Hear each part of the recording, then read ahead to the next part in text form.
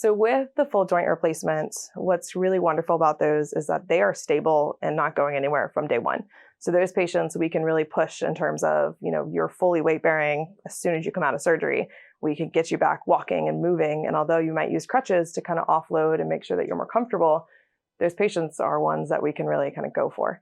They tend to do really well. Obviously, in the first couple of days after surgery, there is swelling, there is pain, as with any operation, but the system's in place. The research has been done in terms of the recovery, and it's generally a pretty straightforward process. They can expect a lot of focus on range of motion. We really want to get that full extension back and kind of get that flexion to the 90 degrees, which is that kind of right angle bend by the first 2 weeks, pushing kind of beyond that within within 1 month, excuse me. And then Dr. Stone usually says by 3 months, it's the forgotten knee. And that's kind of what we see, which is really great. So immediately after surgery, we see people day one. And honestly, day one, patients are still feeling pretty good. They usually still have a lot of the effects from the painkillers from surgery. So we always try to warn people to take it easy that day. We'll gently start getting things moving, but those aren't really our big push days.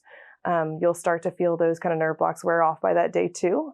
Luckily, by that point, we've already got people set up with ice machines at home. They have the exercises to help them. We're really prioritizing the icing to reduce the swelling and inflammation, the elevation to kind of help get that swelling moving back towards the rest of the body, and lots of ankle pumps and various exercises to keep that pain under control for people. Those things will stay staples of the recovery for especially those first 2 weeks. And longer than that if patients are still having pain, but usually by then they're feeling pretty good.